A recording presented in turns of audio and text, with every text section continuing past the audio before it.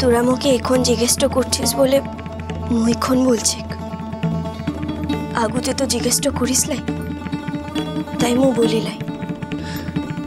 মু থানাতে যে ওর নামেতে ডায়েরিটো দিয়েছি, এখন দেখার পালা যে ও কতদিনে ধরাটো পড়ে। কে ছেলেটা?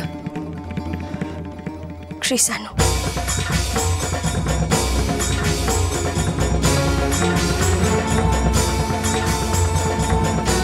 মু জানি মোর পড়তে তোদিকে সকলের এখন গুসাটো হচ্ছে, কারণ এই ঘটনাটা পলাশবনিতে ঘটেছে। কিন্তু এই ঘটনাটা দেশের যে কোনো প্রান্তেই ঘটতে তো পারত। ইহার লিগে কিন্তু পলাশবনির মাটিটা আলাদা করে কোনো দোষ লাই রে। তা বাদে কৃষাণু কিন্তু তোদিকে ছেলাচ্ছে না, তোদিকে ছেলারও শত্রু। মরলা তোরা ভাবিস না যে মুই এইসব কথাগুলো বলে মোর দায়িত্ব এড়াইছি।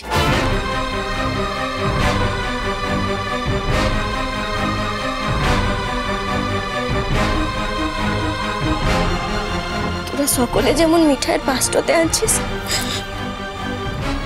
মুও আনছি। মু মিঠাইয়ের লিগে শপথ লিয়ে আনছি, লড়াইটো লড়াই। আর মু মোর শপথের দাম তো দিতে জানিক।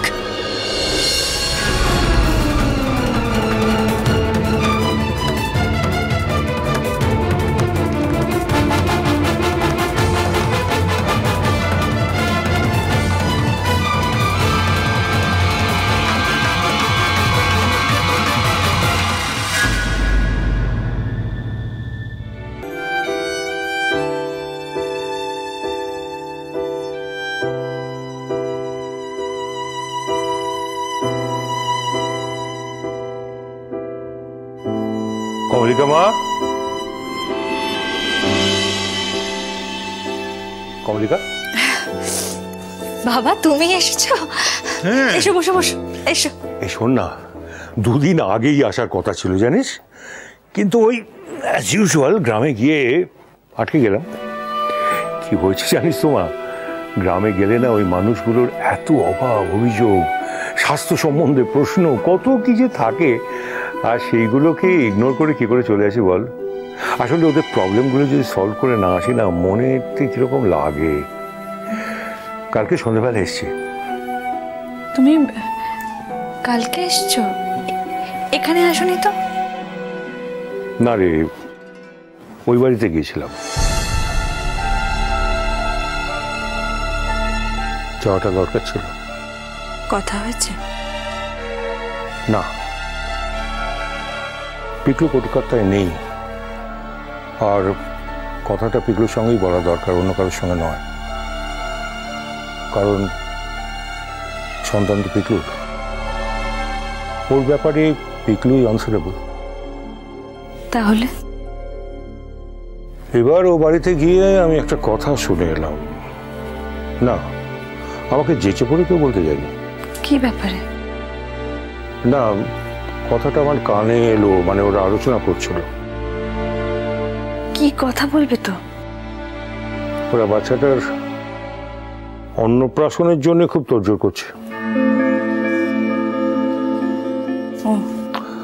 আসলে কার্ডটারের ডিজাইন নিয়েও কথা বলছিল, তা আমি আর এর মধ্যে ঢুকিনি জানিস। কারণ আমি দেখলাম বাচ্চাটাকে এ বাড়িতে নিয়ে এসেও এখন কোনো লাভ হবে না। কারণ তোর মনের যে অবস্থা, আর বিক্রমও বাড়িতে নেই, জামিনের জন্য দৌড়ঝাঁপ করতে হচ্ছে, এখান থেকে তো অন্নপ্রাশনের ব্যবস্থাটা করা যাবে না। তাই ভাবলাম যে ওই বাড়ি থেকেই হোক। তার মানে আরো কয়েকটা দিন তো বাবা? আর একটু ধৈর্য ধর মা, একদিন তো ধৈর্য ধরেছিস, সে সময় এসে অবুঝ হোস না। আমি আর ধৈর্য ধরতে পারছি না বাবা, আমার দম বন্ধ হয়ে আসছে। এই একা একা থাকা সহ্য হচ্ছে না। আমি বুঝতে পারছি মা, আমি সব বুঝতে পারছি। একটু সময় দে আমাকে, আমাকে আর একটু সময় দে। তারপরেও কেউ আমার কাছে ফিরে আসবে বাবা? আমার বিশ্বাস হয় না। আমাকে তোর বিশ্বাস হয় না মা? আমি তো তোর কাছে কথা দিয়েছি, এর আগে কখনো তো তুই আমার উপর থেকে ভরসা হারাসনি। বাবা, একা থাকার কষ্টটা যে কি, যে আমার মতো করে জীবন কাটায় একমাত্র সেই জানে। যতবার আমি কাউকে আঁকড়ে ধরে বাঁচতে চেয়েছি, ততবার আমার বাঁধন আলগা করে সবাই চলে গেছে। কেউ নিজে থেকে গেছে, কেউ যেতে বাধ্য হয়েছে। এখন তো আমার মনে হয় যে এটাই বোধহয় আমার ডেস্টিনি। আজ আমি তোকে একটা কথা বলছি মা, এইটা বদলাবার সময় এসছে। মানুষের ডেস্টিনি বলে কিছু হয় না, মানুষ তার ডেস্টিনি নিজে তৈরি করে। আর তাছাড়া ও তোর সন্তান, ও তোর কাছে আসবে, এটাই তো সোজা কথা। আর সেটা যদি সোজা পথে না হয়, আইনের পথ নিতে হয়, তুই নিবি, আমি তোর পাশে দাঁড়াবো। আমার আর যুদ্ধ করতে ইচ্ছা করছে না বাবা, বড্ড ক্লান্ত বোধ করি আমি। আমার যেন হাঁটা চলা করতে আজকাল খুব ক্লান্ত লাগে। তোকে তো চিরকাল যুদ্ধ করতেই দেখেছি মা, তুই যদি এইভাবে কথা বলিস না, আমার মনে হয় তুই আমার কমলিকা নয়, আমি অন্য কোনো অচেনা মেয়ের সঙ্গে কথা বলছি।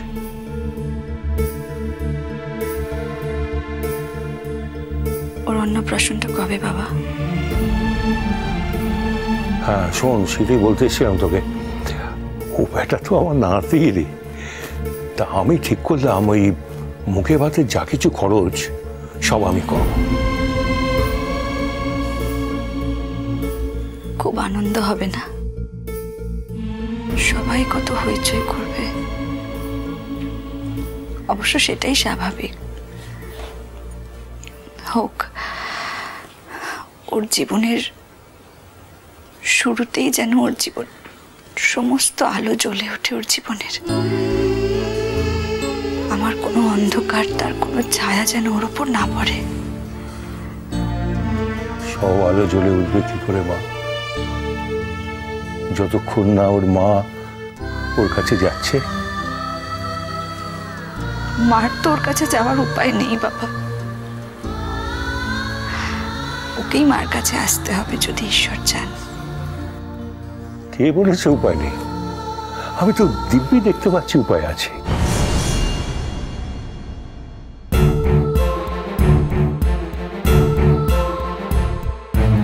ওর অন্নপ্রাশনের দিন তুই ওখানে যাবি।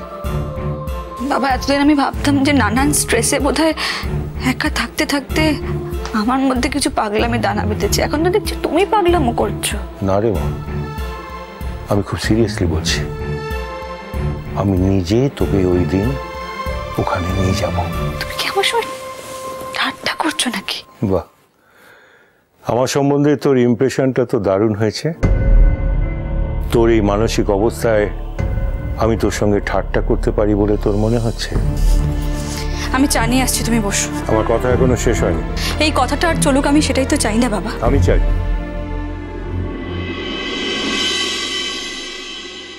যতই কথা বলিস না কেন বাবু, ওরা যদি একটু সাবধান হতো, আমার মেয়েটার এই বিপদ ঘটতো না।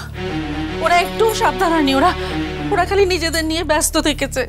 মা, অনেকক্ষণ ধরে অনেক কথা বলে যাচ্ছ, সবটা না জেনে কন্টিনিউয়াসলি কথা বলে যাওয়াটা না তোমাদের স্বভাব হয়ে দাঁড়িয়েছে, আর সেই স্বভাবটা এখনো বদলায়নি। আবার এর মধ্যে সব কথার কি আছে? কি এমন কথা আছে যেটা আমরা এখনো জানি না? আছে নাকি তেমন কোনো কথা? নিশ্চয়ই আছে। কি আছে বল, এখনো কোন কথাটা বলিসনি বল। মিষ্টি কুটুম মিষ্টি কুটুম মিষ্টি কুটুম।